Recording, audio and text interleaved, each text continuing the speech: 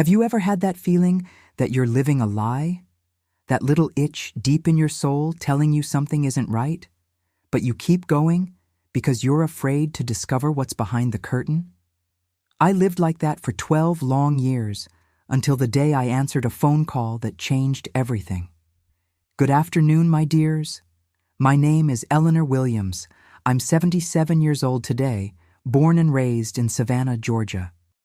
Before I continue with my story, I'd like to ask you to like this video, subscribe to the channel, and comment where you're watching from. It's always a joy to know my words reach so many different places. Now, let's go back to 1968. I was 20 years old when I married Richard. Oh, what a dreamer I was. I came from a humble family. My father worked at the farmer's market selling produce, and my mother took in sewing. I only studied until 8th grade, as was common for girls in my day. Back then, every young woman's dream was to find a good husband, start a family, and have a home to call her own. Richard appeared in my life like a gift from heaven. At least that's what I thought. He was 28, owned a small but prosperous grocery store downtown.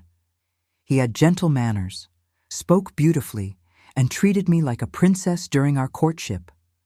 Every Sunday he'd come for lunch at our house, always bringing a little sweet for my mother, discussing politics with my father. He won over my entire family. We married at the First Baptist Church with a white dress my mother spent 3 months sewing.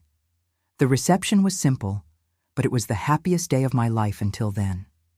Richard had bought a 3-bedroom house in the newer part of town. It wasn't luxurious, but to me, who had shared a tiny bedroom with 2 sisters, it seemed like a palace. The first years were like a dream.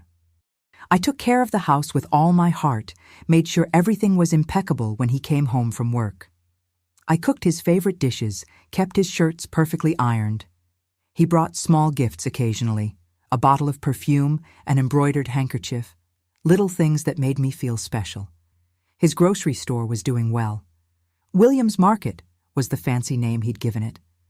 He sold a bit of everything: rice, beans, flour, but also had a small section of imported products that attracted wealthier customers. I'd go there sometimes to help at the register or arrange the shelves, but Richard always said, "My wife doesn't need to work outside the home. Your place is taking care of our home." At the time, that sounded like care, like protection. Today I know it was the first sign of the control he established over me, drop by drop, like a fine rain that you barely notice is soaking you until you're drenched. In our 7th year of marriage, something happened that changed our routine. Richard installed a telephone in our home. Imagine, in 1968, having a telephone was almost a luxury. Few houses in the neighborhood had one. I remember the day the man from the telephone company came to install a heavy black apparatus that sat on a small table in the hallway between the living room and kitchen. "It's for business," Richard explained. "This way suppliers can contact me at home when they need to make urgent deliveries or when a good price opportunity comes up." I was so proud. A telephone at home. I thought I could call my sisters, my mother who lived on the other side of town. But that same day, Richard established the rules. "Elellaner," he said in that calm voice that didn't allow for argument, "this telephone is only for grocery business. I don't want a high bill at the end of the month. And more importantly, when it rings and I'm not here, you don't answer it. Let it ring. If it's important, they'll call back later." I found it strange, I admit. But who was I to question? He was the man of the house, the provider. If he said the phone was for business, then it was for business. Besides, I barely knew how to use that contraption properly. The first time I tried, I got so nervous talking to the operator that Richard laughed at me for a week. So the telephone became an almost sacred object in our house. It could be seen, but not touched. I dusted it every day, but that was it. When it rang in Richard's absence, I would look at it like someone looking at a snake ready to strike. I'd let it ring until it stopped, sometimes counting the rings, like counting the anxious beats of my heart. Over time, I began to notice a pattern. The phone rang more at night, after 8 p.m., when stores were already closed. What supplier would call at that hour? And more curiously, Richard began to insist on answering always on the first or second ring, as if he were expecting the call. When he answered, his voice changed, became lower, more contained. Sometimes he would say only yes, no, short phrases, and then hang up. It was around this time that I noticed the first changes in Richard. He started coming home later, saying he needed to close out the register, check inventory, wait for delayed deliveries. He began going out some nights, claiming meetings with other merchants in the area. When I asked for details, he responded impatiently, "These are men's matters, Eleanor. You wouldn't understand." I didn't question. That's how wives were supposed to behave in those days. Trusting, supportive, not making a fuss. My mother always said, "Men have their business, women have theirs. Don't meddle where you're not invited." And I followed that advice to the letter. But there was more. Richard, who was always careful with money, became even more controlling with household finances. Before, he would give me an amount at the beginning of the month for shopping and expenses, and I would manage as I saw fit. Suddenly, he began asking for detailed accounts of every penny spent. He questioned whether we really needed more soap, a new dish towel, meat for Sunday. "Times are tough, Eleanor. The economy isn't doing well. We need to tighten our belts," he justified. I believed him. Of course. President Johnson was in office. The Vietnam War was raging. Every day the radio announced new economic measures, new problems. Who was I to doubt that business might be suffering? But the grocery store always seemed full of customers whenever I went there. And Richard continued bringing in new products, expanding the shelves. If there was a crisis, it didn't seem to affect Williams' market. That's when I noticed other subtle changes. The shelves at the grocery store, which were always abundant, began to have empty spaces. "Supply problems," Richard explained. He began losing weight, developing deep circles under his eyes, like someone who hadn't slept properly in weeks. Several times I caught him awake in the middle of the night, sitting at the kitchen table, doing calculations in notebooks that he quickly closed when I appeared. "Just organizing the store accounts," he'd say with a smile that didn't reach his eyes. "Go back to bed, Eleanor." And I'd go back with a growing weight in my chest, a restlessness I couldn't name. I prayed quietly, asking God to take away that bad feeling growing inside me. The telephone, meanwhile, rang more and more, sometimes early in the morning before Richard left for the store, sometimes late at night when we were already in bed. He always ran to answer it, as if his life depended on it. Once the phone rang at 11 p.m. Richard had gone out to one of those mysterious business meetings. I sat staring at the device, counting the rings. 1, 2, 3, up to 15. It stopped, only to start again 2 minutes later. I almost found the courage to answer, but fear was stronger. Fear of disobeying, fear of discovering something I shouldn't. When Richard came home 2 hours later, I mentioned the phone calls. They called several times very late. It seemed urgent. He went pale. "Who was it? Did you answer?" "No, you told me never to answer." The relief on his face was so visible it frightened me. "You did well," he said, running his hand through his thinning hair. It was probably a wrong number or some drunk dialing random numbers. But the next day I found Richard whispering on the phone early in the morning. "I already said I'll solve it. Give me more time. Just 2 more weeks." Something was very wrong. I knew it in the depths of my heart, but I had no idea what it was. The breaking point came on a Sunday in 1969. We had been married for 12 years by then. It was May. I remember clearly because I had made a special cake to celebrate Richard's birthday. He was turning 40. But he barely touched the cake. He said he needed to visit a cousin in Macon, a neighboring city, to resolve a family matter. "I'll be back before nightfall," he promised, kissing my forehead as he always did when leaving. I spent the day alone, like so many other Sundays. Washed clothes, prepared Monday's lunch, cleaned the house. In the middle of the afternoon, the phone started ringing. As always, I let it ring. It rang again 5 minutes later, and then again, and again. On the 6th or 7th attempt, something inside me snapped. It was as if an inner voice shouted, "Answer that phone, Eleanor. Your life is at stake." With my heart beating so hard it seemed ready to jump out of my mouth, I walked to the phone.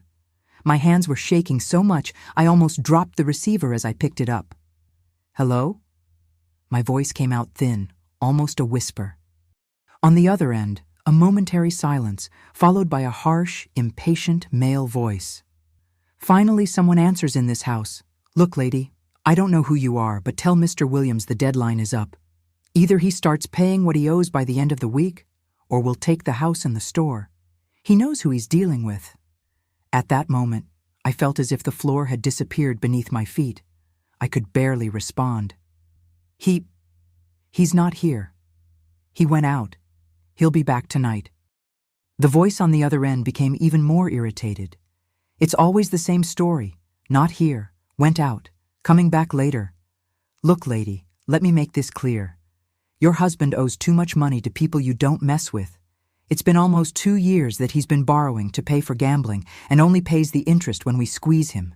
The patience is over." Gambling, was all I could stammer. The man let out a dry laugh. "You didn't know? Your husband is a regular at the underground casinos in Atlanta. Every week he's there, thinking he'll recover what he lost the previous week. Typical addict. Started owing small change. Now he owes more than that dump of a grocery store is worth." My world collapsed in that instant. I thanked him with a trembling voice, said I would pass on the message, and hung up. I sat on the floor, right there in the hallway, unable to move, to think clearly. Gambling, debts, years of lies. The control over money, the night outings, the forbidden telephone. It all made sense now. A terrible sense that filled me with dread. When I managed to get up, I went straight to our bedroom. I searched everything, drawers, closets, even the lining of the wardrobe where Richard kept his document box. And there they were, notebook after notebook of records, crumpled receipts, notes with thinly veiled threats, papers with names and astronomical amounts. On one of the papers I found something that completely chilled my soul. A promissory note where Richard had put up as collateral the small house I had inherited from my parents when they passed away 3 years earlier. The only thing that was truly mine, the only property I owned before our marriage, and he had used it as collateral without ever consulting me, without even telling me. Sitting there among that paperwork that evidenced years of lies, I cried like I had never cried before. I cried for the naive girl I had been, for the betrayed trust, for the uncertain future that now awaited us. I cried until I had no more tears, and then something changed inside me. It was as if a switch had been flipped. I dried my tears, carefully organized all the papers, put everything back in the hiding place, and began to think about what I would do next. Richard returned as dusk was falling, as he had promised. He seemed dejected, tired. I gave him a kiss on the cheek. I served dinner like any other Sunday. I watched him eat in silence, studying each expression, each gesture. How could I have been so blind for so long, I thought. "Did anyone call?" he asked casually, as he did every night. I took a deep breath. It was time for truth. "Yes, Richard, someone called, and this time I answered." You should have seen his face at that moment. It was as if Richard had seen a ghost. The fork fell from his hand and hit the plate with a noise that seemed to echo throughout the house. You answered the phone?" His voice came out strangled, almost a whisper. At that moment, my dears, I felt a strength I had never felt before. It was as if all the saints in heaven were giving me courage. I kept my voice firm, looking directly into his eyes. "Yes, Richard. And it wasn't just anyone who called. It was a very angry man talking about gambling debts. Big debts that could cost us everything. At first he tried to deny it, of course. Men like Richard always try. He said it was a misunderstanding, that I must have misheard, that it was a confused supplier. But I was no longer that naive Eleanor who accepted any explanation with a smile. "Enough lies," I said, rising from the table. "I found everything. The notebooks, the receipts, the promissory notes. I know you've been frequenting casinos in Atlanta. I know you owe fortunes to loan sharks. And I know, Richard, that you put my parents' house up as collateral without ever saying a word to me." It was as if his entire posture collapsed suddenly. His shoulders fell, his head lowered. For the first time since I had known him, I saw Richard cry. They weren't discreet tears. They were the sobs of a defeated man. Between tears came the confession. It all started in 1967, when the economy was struggling because of the situation in Vietnam. The grocery store had a few bad months, and he was worried about not being able to maintain our standard of living.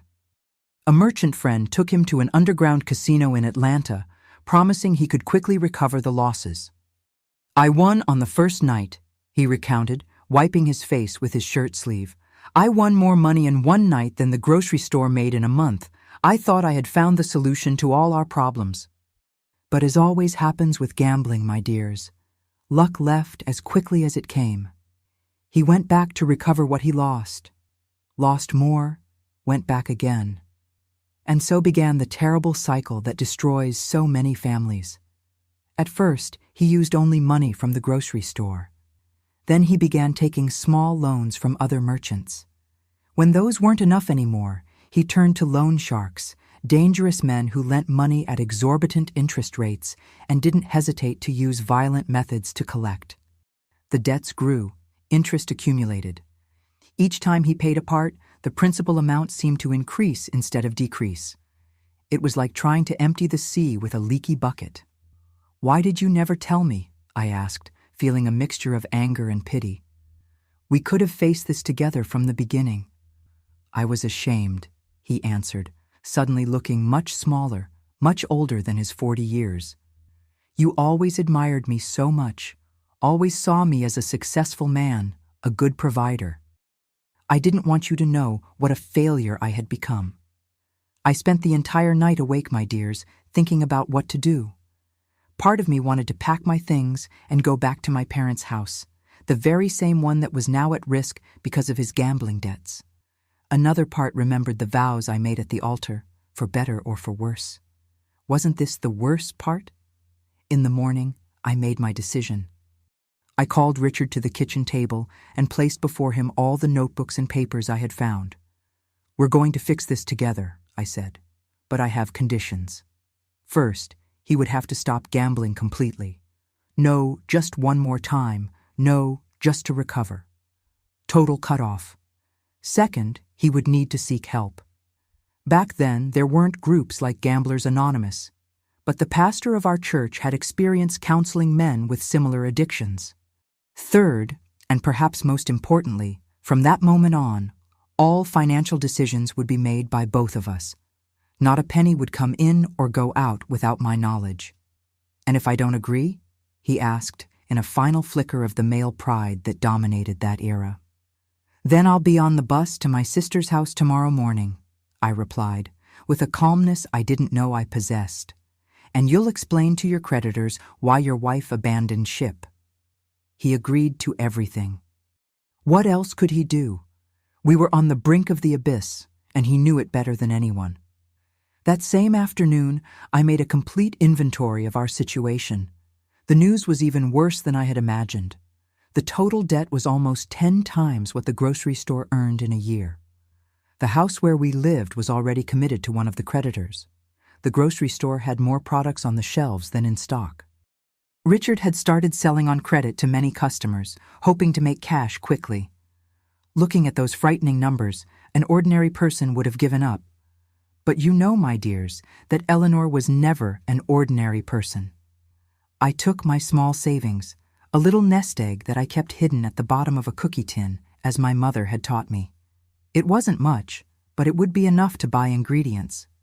Since I was a girl, I had talent in the kitchen, especially for baked goods. My pies, cakes, and preserves always were a hit at church events.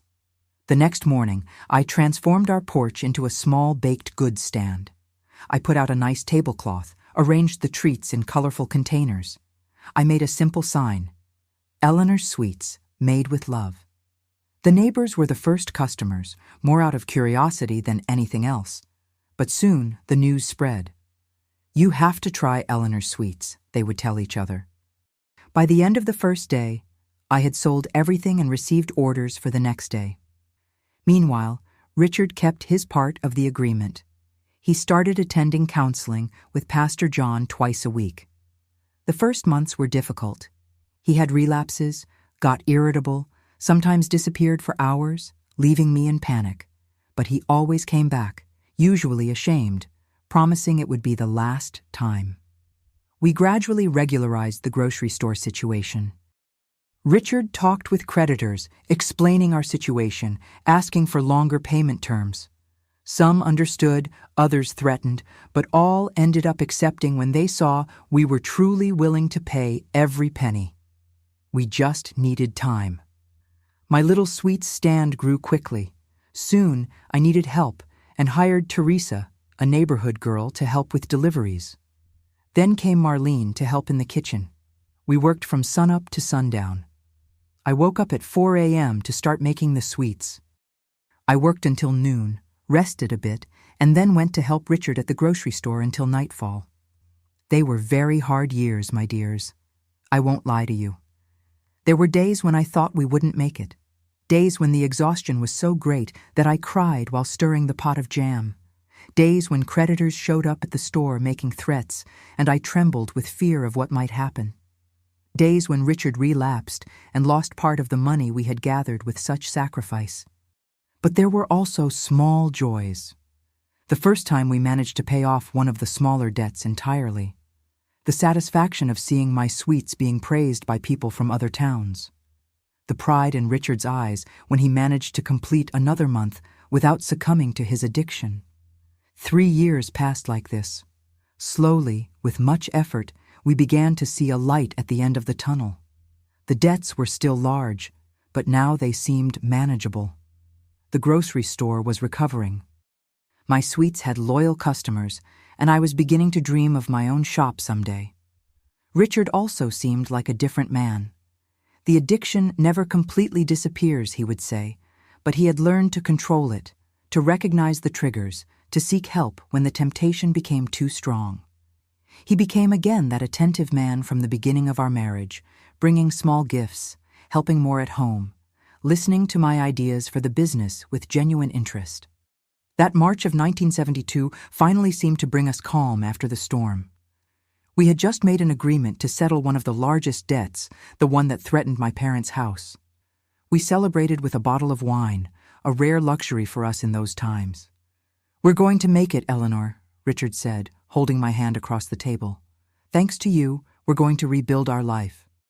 It was exactly 1 week after this conversation that the phone rang again, changing the course of my life once more. It was Tuesday, and it was raining heavily. Richard had gone out to make deliveries. The grocery store now offered this service to special customers, my idea to increase sales. I was in the kitchen testing a new recipe for orange cake that a customer had requested for her daughter's birthday. The phone rang at 3:30 in the afternoon. I answered without thinking twice. After all, the old taboo about not answering the phone had been broken a long time ago. Now I even took calls for the grocery store when Richard was busy. "Hello, Williams residence," I answered, drying my hands on my apron. "Hello, is Richard there? I need to confirm our meeting tonight." It was a female voice, young, with a slight accent I couldn't identify. Something in her tone immediately put me on alert, like an animal sensing danger. "He's out making deliveries," I replied, keeping my voice neutral. "Who's calling, please?" There was a pause on the other end of the line. "Is this his wife?" "Yes, I'm Eleanor, Richard's wife. And you are—" Another longer silence, then a sigh. "My name is Diana. I didn't know he was married." I felt as if someone had thrown a bucket of ice water over me. My hand gripped the receiver so tightly that my knuckles turned white. "I'm sorry? I don't understand what you're talking about." She seemed confused. He never mentioned a wife. He always said he lived alone, that the house was just his. We've been seeing each other for over a year. The world seemed to spin around me. I needed to lean on the table to keep from falling. A year, more than a year. While I woke up before dawn to make sweets, while I sweated to help pay off his debts, while I believed we were rebuilding our life together, he was having an affair. Are you saying that you have a relationship with my husband? I asked, still not wanting to believe. Yes, she replied. We met at a bar in Atlanta. He comes to visit me twice a week. He said the other days he needs to stay at the grocery store until late. I took a deep breath. Part of me wanted to scream, to curse, to throw the phone against the wall, but that's not how Elellaner Williams solved her problems. I see. And today you have a meeting? Yes, she answered, seeming increasingly uncomfortable. He said he would stop by at 7, as always. Thank you for letting me know, Diana. Have a good afternoon. I hung up the phone with a calmness I didn't feel. I sat at the kitchen table, staring at nothing, trying to process what I had just discovered. 3 years of sacrifice, 3 years of waking up before sunrise, 3 years enduring his bad moods on difficult days, celebrating each small victory against the addiction, believing we were together in that struggle. And during that time, during at least 1 year of that time, he had another woman. The tears came, inevitable. I cried quietly so the neighbors wouldn't hear, so no one would know my humiliation. I cried for Elellaner, who once again had been deceived, who once again had believed Richard's beautiful words. But when the tears dried, resolution came. No, I would not be made a fool a second time. I would not go back to being that submissive wife who accepts anything to keep up appearances, to not be talked about in town. I dried my face, went back to the kitchen, and finished making the orange cake. Then I cleaned the whole house, as I always did on Tuesdays.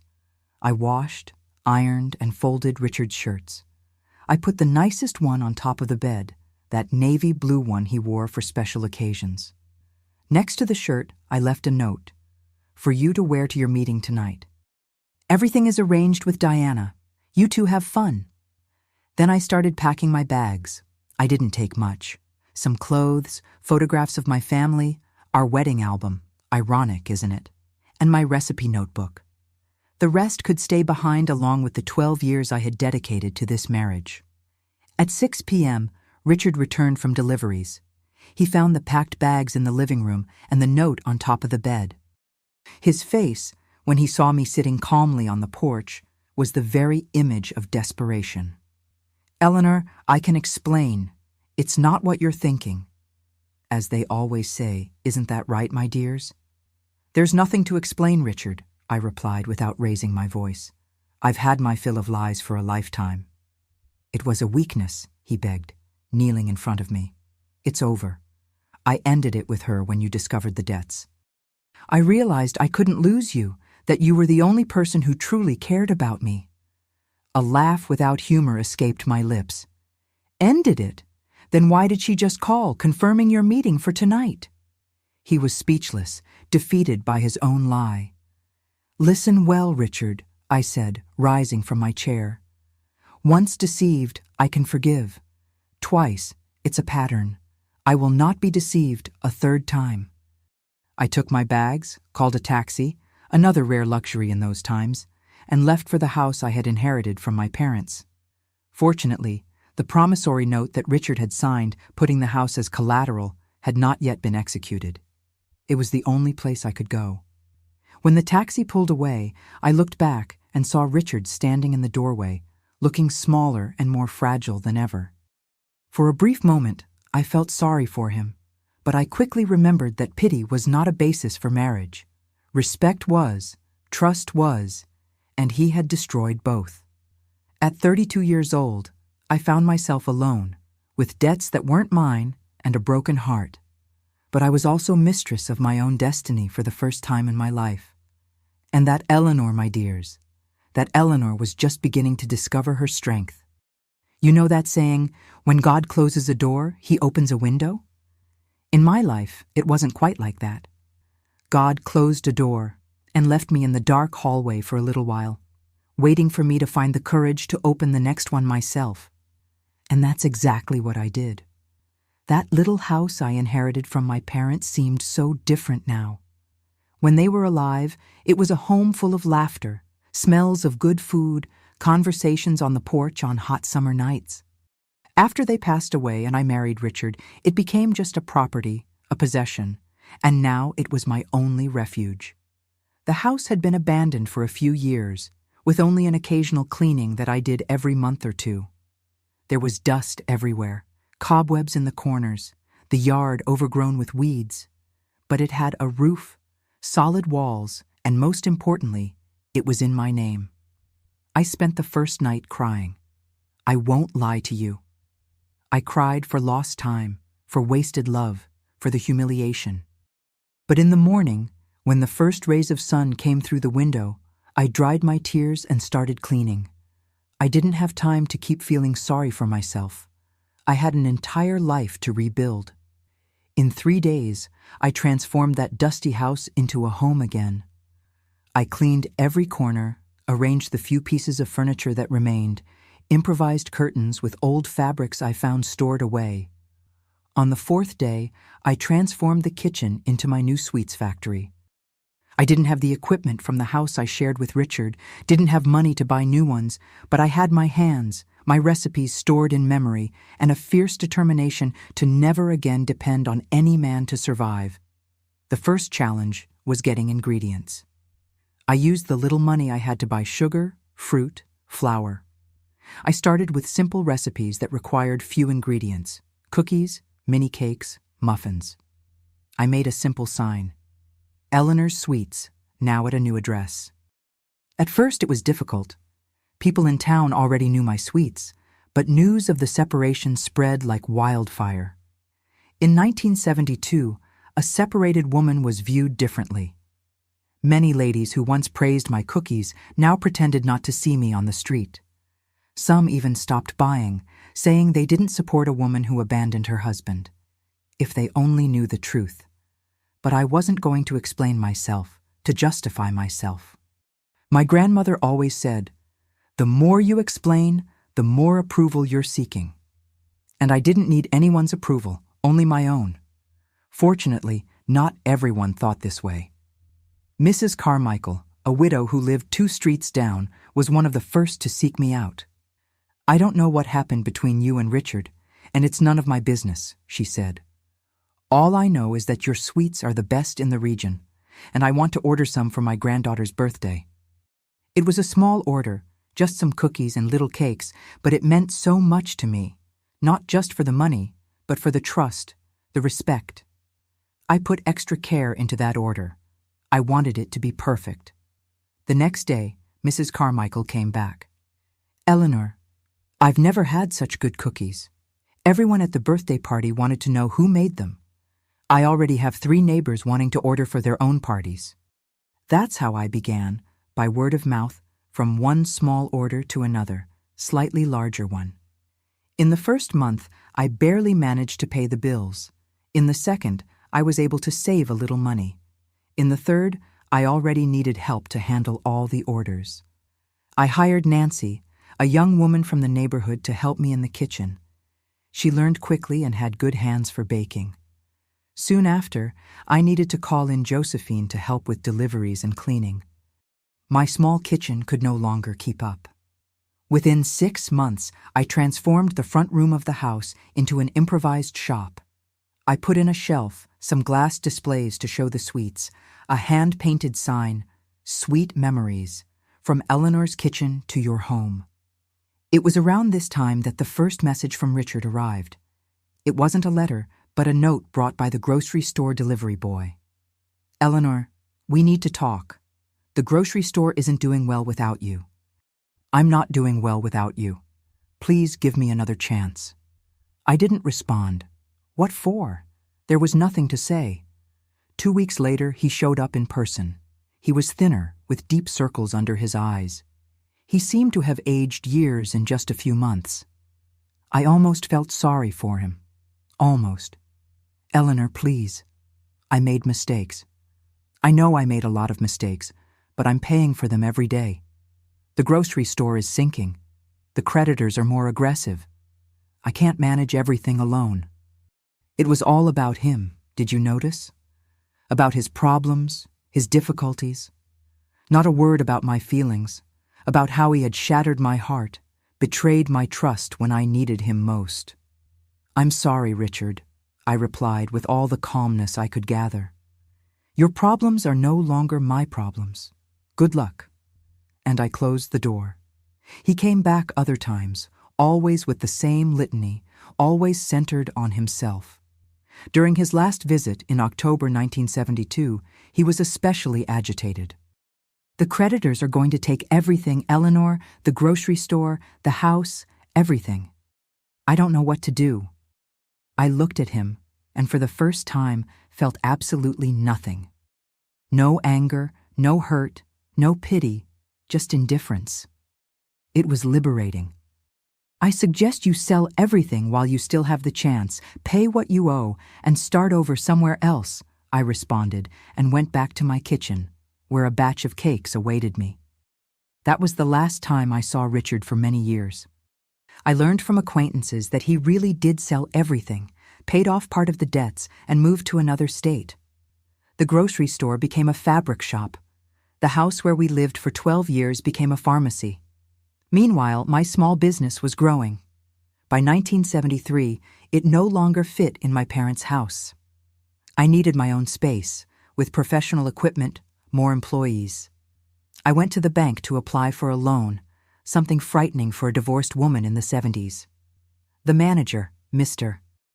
Thompson, looked at me over his glasses with that expression men use when they think women don't understand business. Do you have any guarantor, ma'am? Your father, perhaps, or a brother? No, I responded, keeping my posture erect. I have only my work history, my loyal customers, and this house which is in my name, free of any debts. He hesitated, leafed through my documents, asked more questions. In the end, he approved a smaller loan than I had requested, with higher interest than they would offer a man. But it was enough to start. I rented a small building on Main Street. It used to be a shoe store that closed when the owner moved to Chicago. I renovated everything, bought industrial ovens, mixers, utensils. The grand opening of the first official Sweet Memories shop was on January 5th, 1974. I keep that date in my heart as if it were a second birthday. Customers came from all over the region. My former helpers were now registered employees with everything official. I had to hire 4 more girls to meet the demand. We expanded the menu. In addition to traditional sweets, we began offering cakes for parties, pies, fine pastries. The success drew attention. In May of that year, a reporter from the Atlanta Journal came to do a story about the baker who conquered the countryside. The photograph of the shop appeared on the first page of the business section with the title, From Home Kitchen to Business Success, the story of Elellaner Williams. It was the first time I saw myself as a businesswoman, as an entrepreneur. Until then, I was just surviving, doing what I knew how to do to ensure my livelihood. But that article made me see further, dream bigger. In 1975, I opened the second shop, this time in Atlanta. It was a risky step. The capital was another world, with more competition, more demanding customers. But my sweets had something special, something people recognized at first taste. They taste like childhood, many customers said.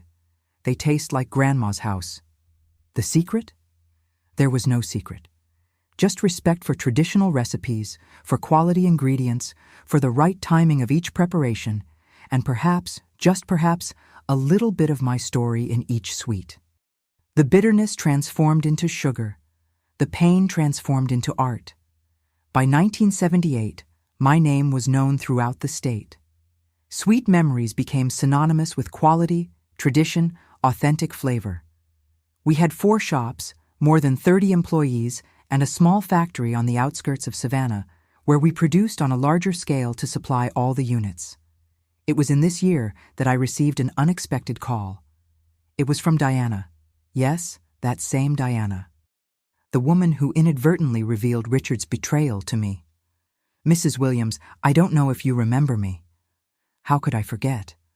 That voice had changed the course of my life. "Yes, I remember you, Diana. What can I do for you?"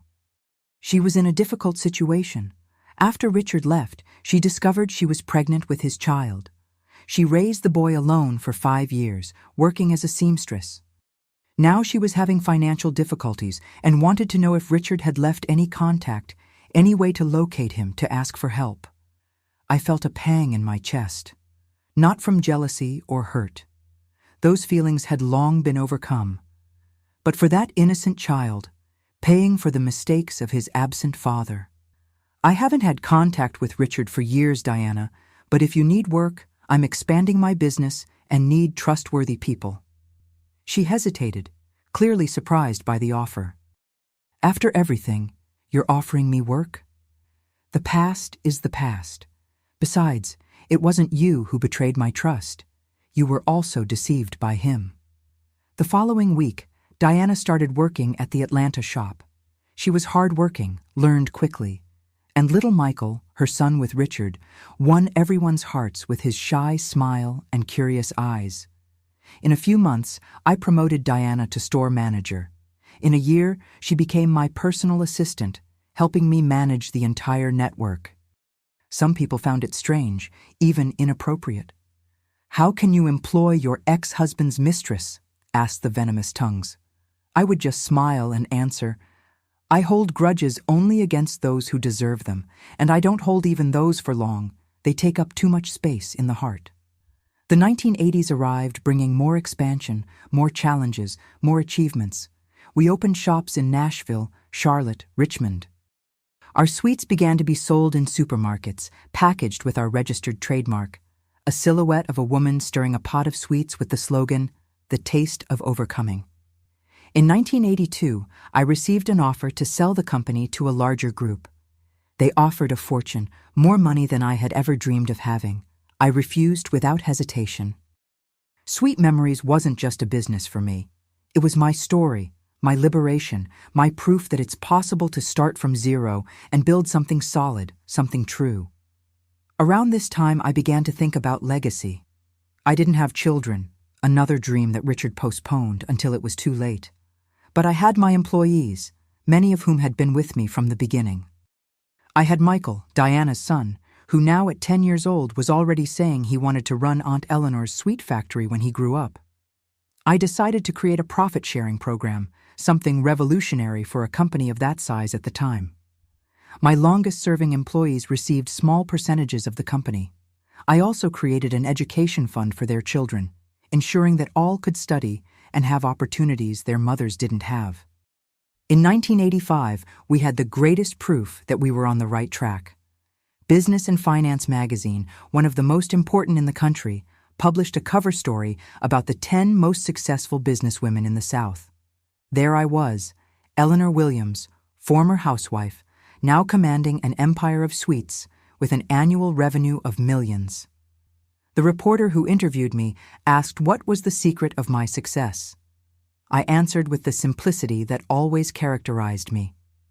There is no secret, just hard work, respect for traditions, and the conviction that no mistake is too big to prevent us from starting over. Each sweet that leaves my shops carries a piece of my story. A story of falling and rising, of pain and overcoming. Perhaps that's what people feel when they taste one of our sweets. It's not just sugar and flavor, it's life transformed into something sweet. That interview changed how I myself viewed my journey. For the first time, I looked back and understood the dimension of what I had built. It wasn't just a company. It was a symbol that women can indeed rise from devastating situations and build empires. And it all started with a phone call. A phone call I should never have answered, according to the rules of my marriage. A phone call that broke my heart, but liberated my soul. Funny how life works, isn't it, my dears? Sometimes the greatest pain can be the beginning of the greatest joy. Sometimes the end is just the beginning of something much bigger than we could ever imagine. You've heard that saying, "What goes around comes around." In my life, it went around so many times that sometimes I feel dizzy just remembering. And one of the biggest surprises came precisely when I least expected it, at the height of my success. It was 1987. Sweet Memories was already a chain with 12 shops spread across 5 southern states. We had a main factory in Savannah and 2 smaller ones in Atlanta and Charleston. More than 200 employees directly depended on the business I started in my parents' kitchen. I, who was once just the wife of Mr. Williams from the grocery store, was now known as Mrs. Eleanor, the businesswoman, the pioneer, the woman who built an empire of sweets with her own hands. That year, we were preparing something special, the opening of our first shop in New York City. It was a huge step, even frightening. New York was another world, bigger, faster, more demanding. Many people advised me against this expansion. "Mrs. Eleanor, New Yorkers won't understand our southern sweets," some said. "There's too much competition there, brands that are too big," others warned. But I was always stubborn. You must have realized that by now, right? When I set my mind on something, I go all the way. And something told me it was time to take Sweet Memories beyond the South, to show the entire country that our baking tradition deserved national recognition. The shop would be on 5th Avenue, one of the most important in the city.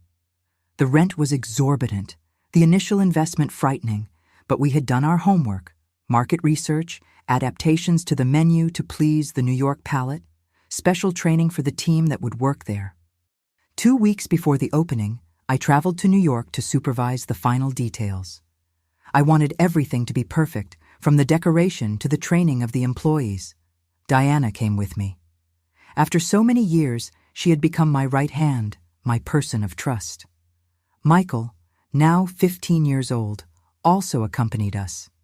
He was on school break and loved to participate in the family business, as he called it. The day was busy.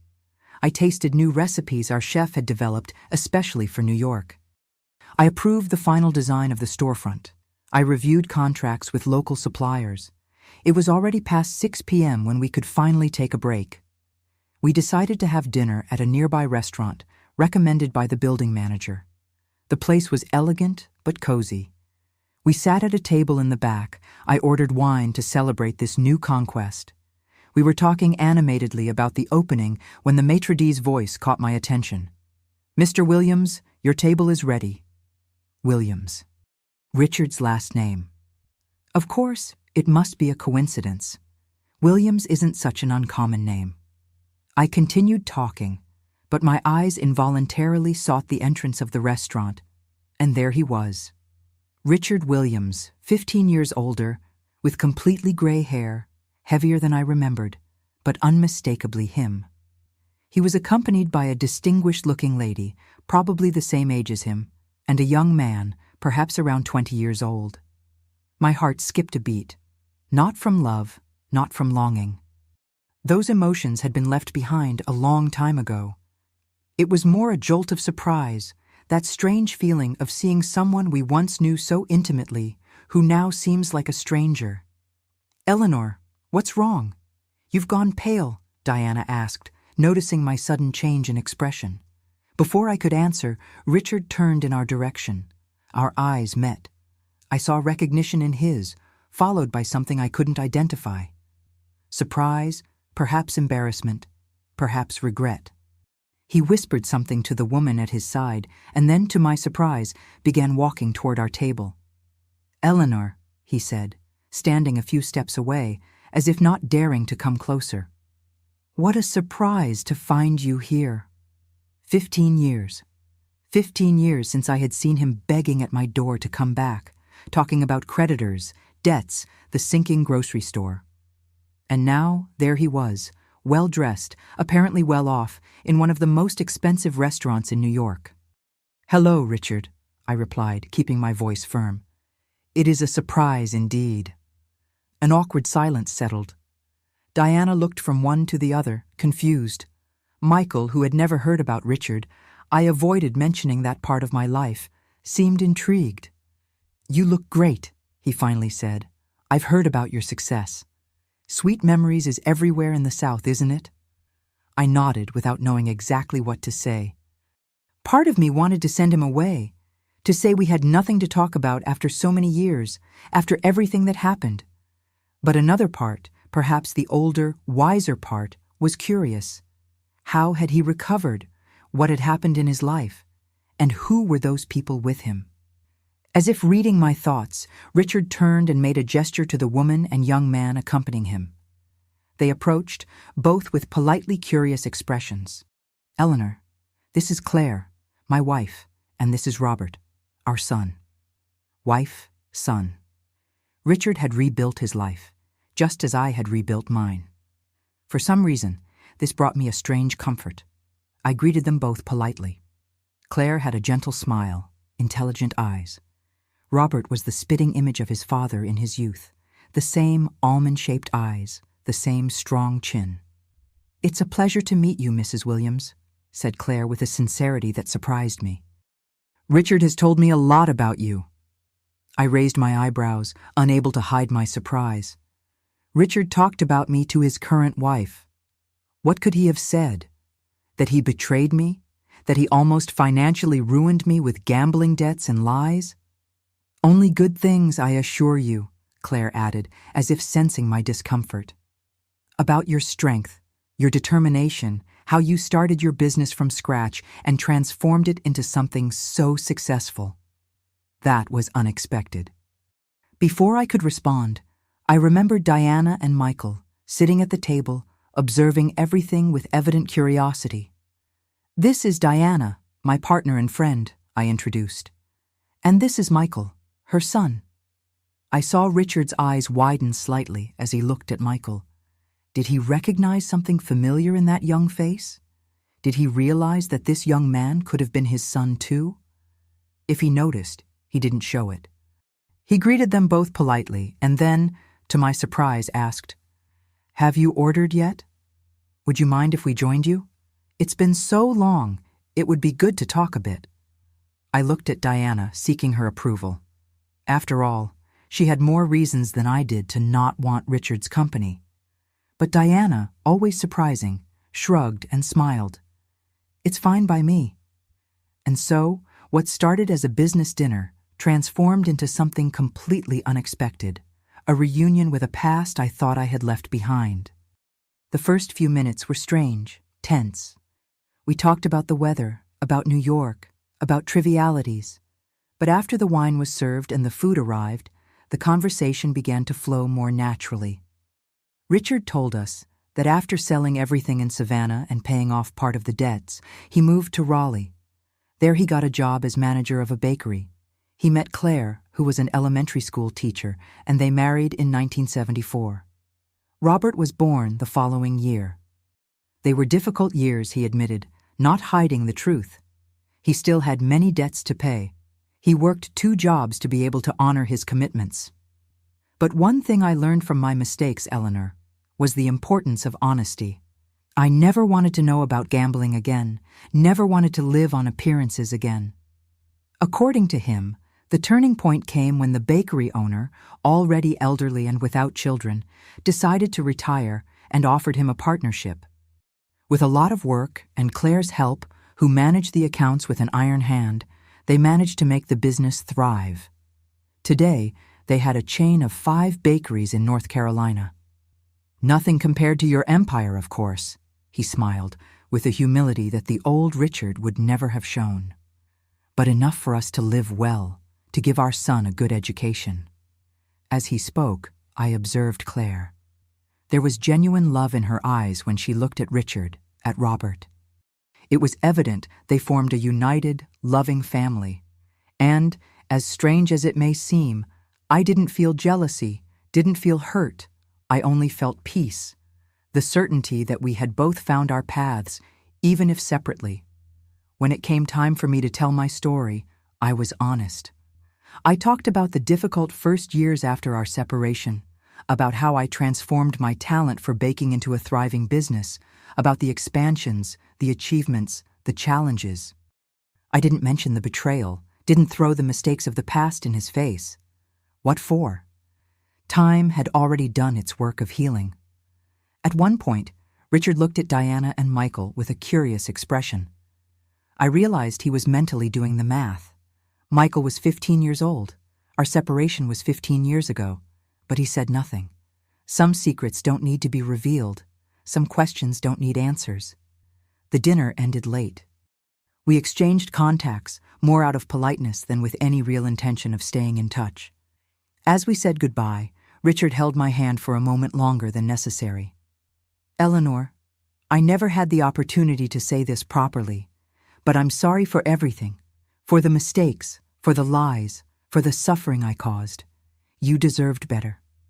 I looked into his eyes I once knew so well, that I once loved so much, and I saw sincerity.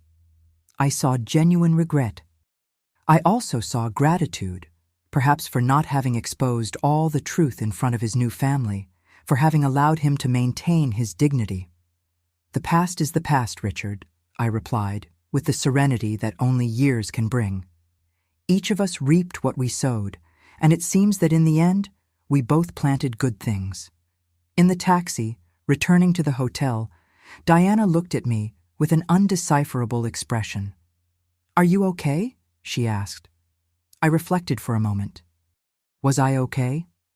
I had just had dinner with the man who once broke my heart into 1,000 pieces, who betrayed me, who almost financially ruined me, the man who inadvertently forced me to discover a strength I didn't know I possessed. I'm at peace, I finally replied. It's strange, isn't it?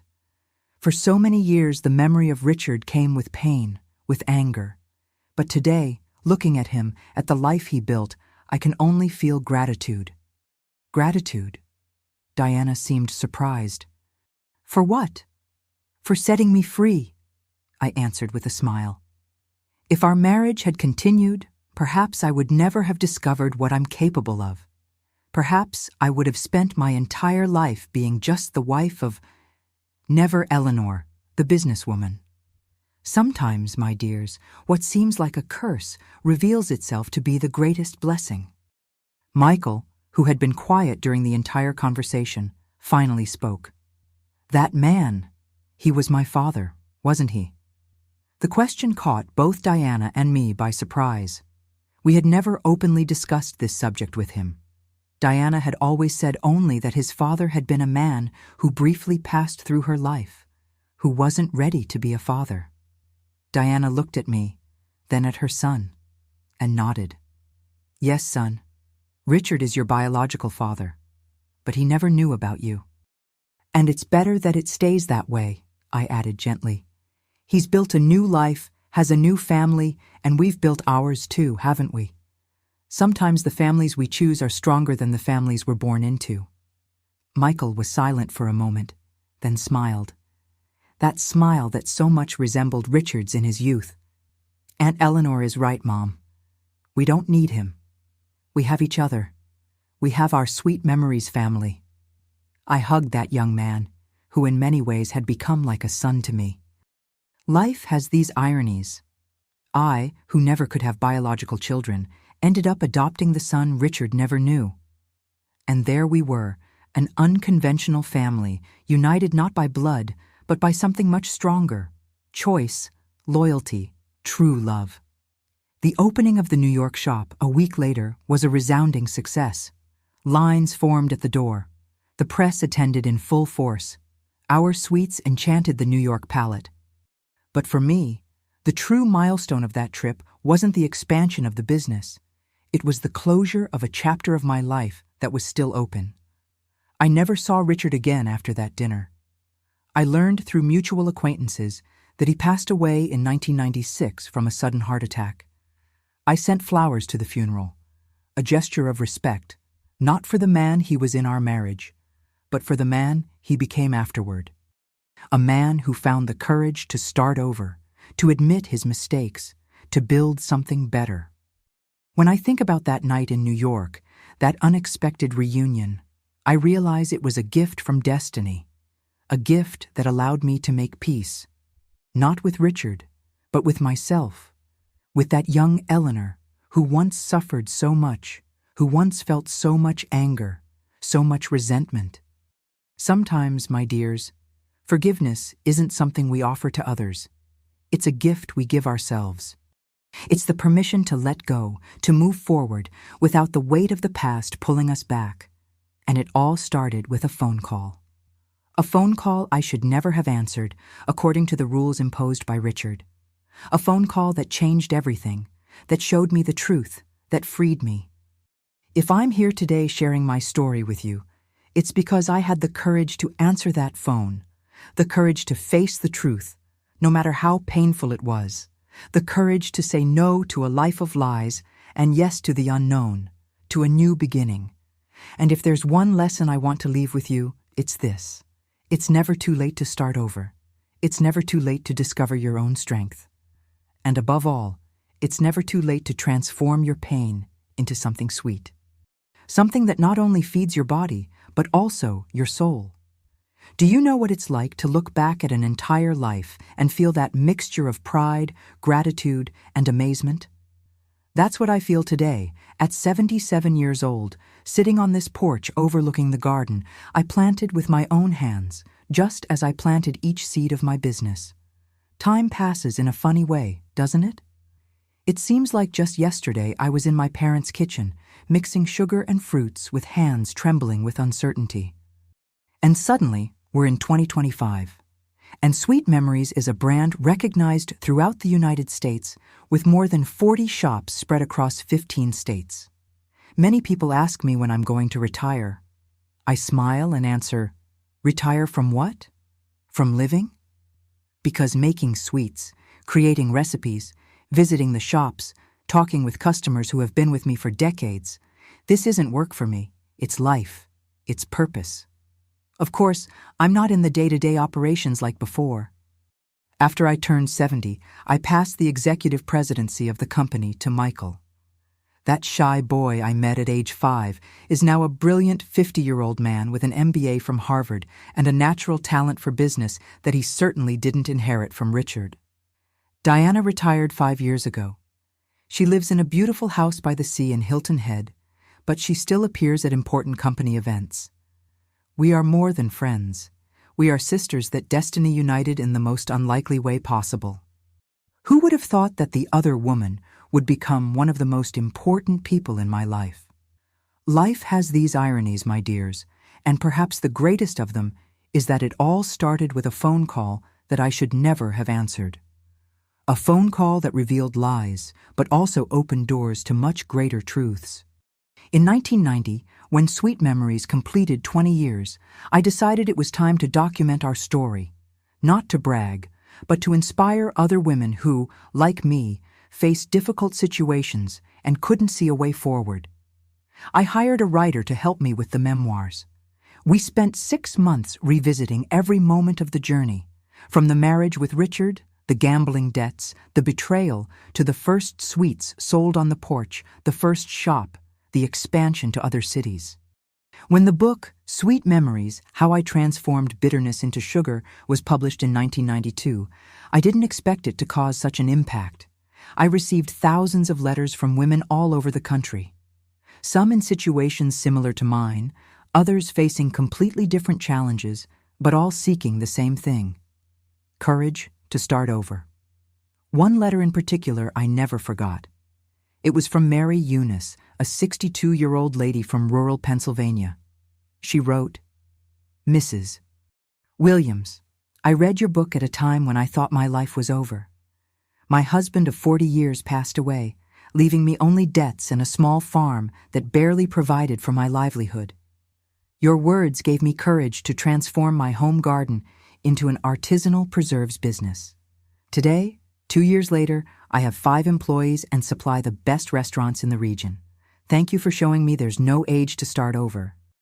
Letters like this made me realize that my story wasn't just mine. It was a beacon for other women lost in the storm. In 1994, I created the Sweet New Beginnings Foundation, a nonprofit organization dedicated to helping women in vulnerable situations achieve financial independence. The foundation offers professional courses, microcredit for small businesses, and mentoring from successful businesswomen. We started in Georgia, but today we have units in 7 states. We've already helped more than 10,000 women transform their lives. Women who, like me once, just needed an opportunity, someone who believed in them. One of the initiatives I'm most proud of is the Young Bakers program, which identifies talented girls in underprivileged communities and offers them scholarships in culinary arts. Many of these young women now work in our shops. Some have become renowned chefs, others have opened their own businesses. To see the sparkle in their eyes, the confidence they develop, the pride when serving their creations, there's no money in the world that can pay for that feeling.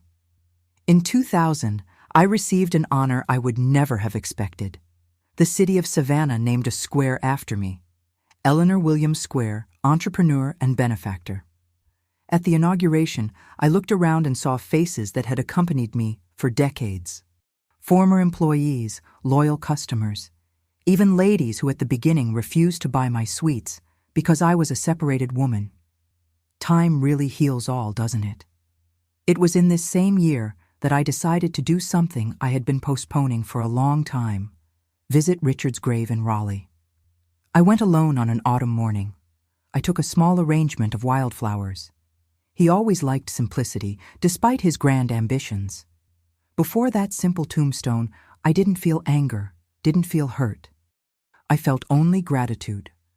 Gratitude for the good moments we had, because yes, there were good moments in our marriage. Gratitude for the difficult lessons his mistakes taught me. And above all, gratitude for the path his absence forced me to take. "Thank you, Richard," I whispered before walking away. "In a strange way, you helped me find my true purpose."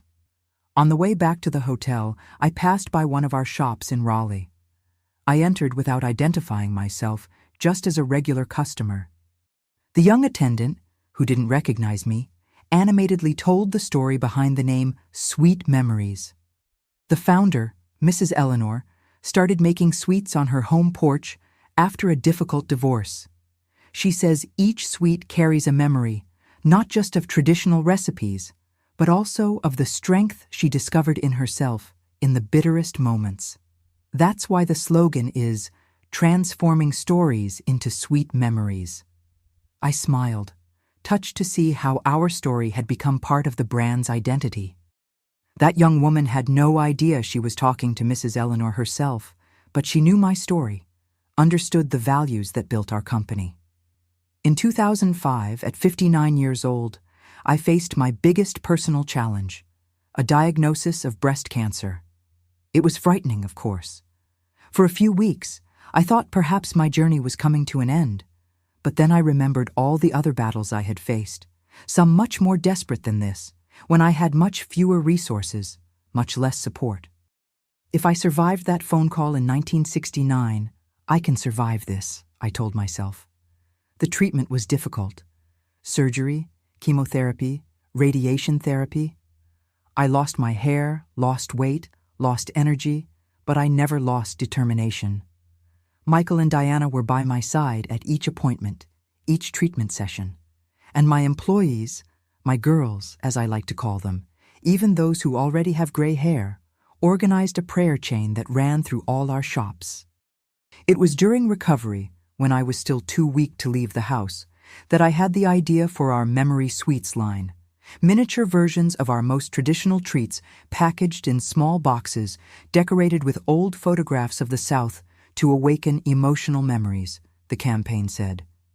It was an instant success, especially among the elderly and Southerners living far from home. In 2007, free from cancer and with renewed energy, I decided it was time to share my knowledge more broadly. I launched the TV program Sweet Secrets with Eleanor, initially aired on a regional channel and then expanded to the entire country through a national network. The format was simple. In each episode, I visited the home of an ordinary person, and together we prepared a traditional recipe while talking about family stories, overcoming new beginnings. It wasn't just a cooking show. It was a program about life, about transforming simple ingredients into something special, just as we can transform difficult experiences into valuable lessons. The program ran for 5 seasons and gave me the opportunity to meet incredible people all over the United States. People who, like me, had stories of falling and rising. People who transformed pain into art, into business, into purpose. In 2010, Sweet Memories took its boldest step: internationalization. We opened our first shop outside the United States in London, England. We chose the UK because of the historical roots, the cultural connection. It was a calculated risk, but one that proved right. The British fell in love with our American Southern sweets. Today we have shops in the UK, France, Germany, and Japan. The latter, a surprisingly receptive market to our sweets, especially pecan pie, which the Japanese consider a culinary work of art. International expansion brought new challenges, of course: recipe adaptations, logistical issues, cultural differences, but it also brought the satisfaction of seeing our small Southern story conquering palates worldwide. And to think that it all started on a porch in Savannah. In 2015, at 69 years old, I decided it was time to reduce my executive role in the company. I would continue as chairwoman of the board, but daily operations would be in the hands of Michael and the team of directors we had formed over the years, many of them employees who had started as attendants or kitchen helpers and grew with the company. In the transition ceremony, I gave Michael a framed copy of the first recipe notebook I used when I started the business. It was yellowed, stained with sugar and grease, with notes in the margins made in my hurried handwriting. To me, that notebook was worth more than any Businesswoman of the Year trophy. "This is the true heart of the company," I told him. "It's not the contracts, it's not the numbers. It's the recipes, the stories, the care with each detail, the concern in making each customer feel special. Never lose sight of that." Michael understood. He grew up watching the business develop, absorbed our values, our culture. Under his leadership, Sweet Memories continued to grow, but without losing the essence that brought us here. Today, at 77 years old, I divide my time between occasional visits to the shops, lectures for young entrepreneurs, work at the foundation, and, of course, moments of rest, something I had to learn to value over time. Sometimes, when I'm in my home kitchen experimenting with a new recipe, I remember that young 32-year-old Elellaner, frightened and alone, not knowing what the future held. If I could go back in time and tell her something, it would be, "Don't be afraid. The pain you feel now will transform into your greatest strength. Today's tears will sweeten tomorrow's fruits." That's what I try to convey to every woman who approaches me after a lecture, to every letter I answer, to every interview I give, that our stories, no matter how bitter they may seem at certain moments, can be transformed into something sweet, something that nourishes not only ourselves, but everyone around us. And it all started with a phone call I should never have answered, according to the rules imposed by my ex-husband. A phone call that revealed lies, but freed me to live my truth. If there's one lesson I'd like to leave with you, my dears, it's this. Sometimes the greatest blessing comes disguised as tragedy. Sometimes what seems to be the end is just the beginning of something much bigger, much more significant. And sometimes all we need to change the course of our history is the courage to answer the call, whether it's a phone call, an opportunity, a challenge. Life has taught me that we are much stronger than we imagine, that we can fall, yes, but we can also get up, that we can transform our pain into purpose, our bitterness into sweetness, our scars into stars that illuminate the path for others. This is the story of Elellaner Williams, the girl who dreamed of being just a good wife and ended up building an empire. The woman who answered a forbidden phone call and discovered her own voice.